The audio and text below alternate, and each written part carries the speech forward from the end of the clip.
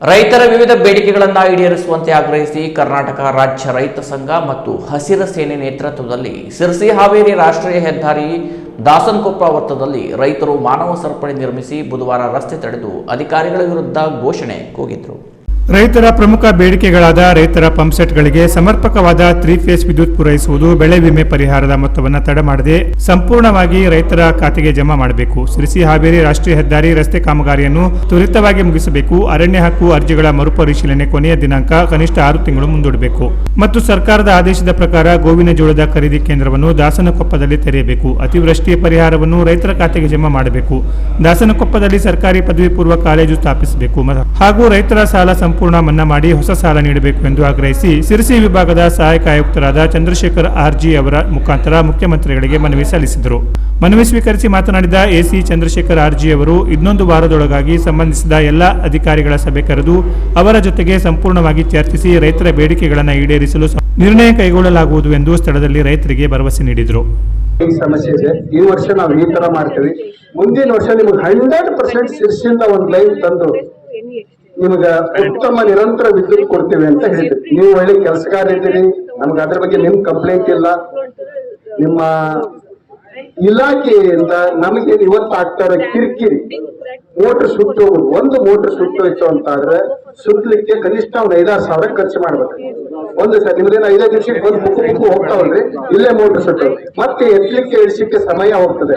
ನಂತರದಲ್ಲಿ ಒಂದು ವಾರ ಟೈಮ್ ಇದೆ, ಆ ವಾರದಲ್ಲಿ ಅದನ್ನ ನೀರ್ ಬೇಕು. ಮತ್ತೆ ನೀವು ಕೊಡ ಇದ್ದಲ್ಲಿ ನಾವು ಇರೋ ಜಮೀನು ಪಿಕಪ್ ಮಾಡ್ಕೊಳ್ಳಿ ಸಾಧ್ಯನೇ ಇಲ್ಲ. ಅದಕ್ಕೆ ನಮಗೆ ಅದು ಏನ್ ಮಾಡ್ತೀರಾ ಗೊತ್ತಿಲ್ಲ. ನಮ್ಗೆ ವಿದ್ಯುತ್ ನೀವು ತೆಗಿತೀರಾ, ಪವರ್ ಕಟ್ ಮಾಡ್ತೀರಾ, 1 ತಾಸು 2 ತಾಸು ತೆಗ್ತಾರೆ. ಅದ್ರ ನಿರಂತರ ನಮಗೆ ನೀವು ಕೊಡ್ಲೇಬೇಕು. ನೀವು ಬೆಳಗಾಗಿದ್ದು ಶಾಲೆ ಮಕ್ಕಳು 8 ಗಂಟೆ ಸ್ಕೂಲಿಗೆ ಹೋಗಿರ್ತಾರೆ. 3 ವರ್ಷ ಕಳೆದ ವರ್ಷಕ್ಕೆ ನಿಮಗೆ ಕಂಪ್ಲೀಟ್ ಆಗೇ ಇರ್ಬೇಕಾಗಿತ್ತು ವರ್ಕ್. ಅಂದ್ರೆ ನಿಮಗೆ ಆ ಗುತ್ತಿಗೆದಾರನ ಮೇಲೆ ಕ್ರಮ ತಗೊಳ್ಳೋ ಯೋಗ್ಯತೆ ಯಾರು ಇದೆಯನ್ರಿ? ಯೋಗ್ಯತೆ ಯಾರು ಇದೆಯಾ? ದಿನ ಬ್ಯಾಂಕ್ ನಾವು ಇಲ್ಲಿ ಹೇಗೆ ಅಡ್ಡಿ ಆಡ್ತಾ ಇದ್ದೇವೆ ಗೊತ್ತಿಲ್ಲ. ಒಬ್ಬ ಟ್ಯಾಕ್ಟ್ರಿ ಚಾಲಕ ಪಾಪ ಪ್ರಾಣ ಕಳ್ಕೊಂಡ, ನಿಮ್ಮ ಸಿಗ್ನಲ್ ಏನಿಲ್ಲ ಅಂತೇಳಿ ಇದೇ ಪೊಲೀಸ್ ಇಲಾಖೆಯವರು ನಿಮ್ಮ ಮೇಲೆ ಕೇಸ್ ಮಾಡಿದ್ದಾರೆ, ನಿಮ್ದೇ ತಪ್ಪು ಅಂತ ಹೇಳಿ ಕೇಳಿ ಎನ್ಕ್ವೈರಿ ಮಾಡಿದ್ದಾರೆ. ಎಲ್ಲ ಮಾಡಿ ಎಷ್ಟು ವರ್ಷ ಒಂದು ಕಡೆ ಒಂದು ಸಿಗ್ನಲ್ ಅವರು ಇದೆಯಾ? ಎಕ್ಕದಲ್ಲಿ ಹೊಂಡಕ್ಕೆ ಹಾಕ್ತಾನೆ, ಒಂದು ನೀರು ಹೊಡಿತಾ ಇದ್ರೆ ಅಟ್ಲೀಸ್ಟ್ ಅಂಕಿಅಂಶ ಇಷ್ಟು ಸಾವಿರ ಹೆಕ್ಟೇರಿಗೆ ಇಷ್ಟು ಸಾವಿರ ಆಗ್ತದೆ ಹಾಕುದವ್ರು. ಆಮೇಲೆ ಇನ್ನೂ ವಾರ ತಡ್ಕತ್ತವ್ರು, ಇನ್ನೂ 15 ತಗೊಳ್ಳಿ. ಅವ್ರ ನಂತರದಲ್ಲಿ ಏನ್ ಮಾಡ್ತಾರೆ? ಈಗ ನಿಮ್ಮ ಅನಿಸಿಕೆ ಇರ್ತದೆ, ಒಂದು 35 ಸಾವಿರ ಈ ಸರಿ ಆಗಬಹುದು ವಿಮೆ ಅಂತೇಳಿ. ಅವ್ರು ಲಾಸ್ಟಿಗೆ 12 ಸಾವಿರ ಹಾಕಿ ಹೇಳ್ಬಿಟ್ರೆ ರೈತರಿಗೆ ಎಷ್ಟು ವಂಚನೆ ಆಯ್ತ್ರಿ? ಪ್ರಯತ್ನ ಯಾರ್ದು ಇರ್ರಿ. ಆದ್ರೆ ಕಳೆದ ವರ್ಷ ನಮಗೆ ವಂಚನೆ ಆಗಿದ್ದು ಸತ್ಯನ?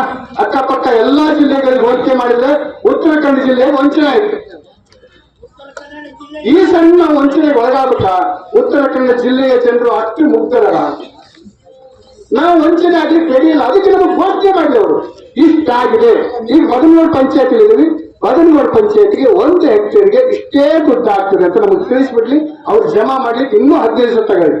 ಲೆಕ್ಕಾಚಾರಗಳು ನಿಮ್ಗೆ ಗೊತ್ತಿರುತ್ತೆ. ಆ ಅಂಕಿ ಲೆಕ್ಕಾಚಾರದ ಪ್ರಕಾರ ಈ ವರ್ಷ ಇಷ್ಟು ವಿಮೆ ಜಮಾ ಆಗಿದೆ. ಅದು ಕನಿಷ್ಠ ನಿಮಗೆ ನಾವು 4 ತಿಂಗಳ ಹಿಂದ್ಗಡೆನೆ ಗೊತ್ತಿರಬೇಕು. ಅವ್ರು ದುಡ್ಡು ಹಾಕೋದು ಲೇಟ್ ಆಗಿರ್ಲಿ, ತೊಂದರೆ ಇಲ್ಲ.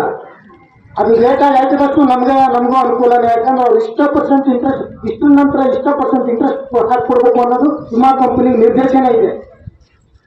ಅಂತ ಪರಿಸ್ಥಿತಿ ಒಳಗೆ ನಿಮ್ಗೆ ಸ್ಟ್ಯಾಟಿಸ್ಟಿಕ್ ಡಿಪಾರ್ಟ್ಮೆಂಟ್ ಇಂದ ಸಂಪೂರ್ಣ ಮಾಹಿತಿ ಇರಬೇಕು. ಮಾಹಿತಿ ರೇಟ್ ಲಿಸ್ಟ್ ಅಂದ್ರೆ ನಾವು ನಿಮ್ಮ ಕೇಳಿದಂತ ಪ್ರತಿಯೊಬ್ಬ ರೈತರಿಗೂ ನಾವೇನಾದ್ರೂ ಹೇಳ್ಕಳಿಸ್ಬೋದು. ಈಗ ಒಂದು ವಾರದಲ್ಲಿ ಬರ್ತದೆ ಅನ್ನೋದು ಎಲ್ಲರಿಗೂ ಗೊತ್ತಿದೆ, ಅದು ಎಷ್ಟು ಬರ್ತದೆ ಅನ್ನೋದು ಗೊತ್ತಿಲ್ಲ. ಲೊಕೇಶನ್ ಇದೇ ತರ ಆಗ್ತದೆ.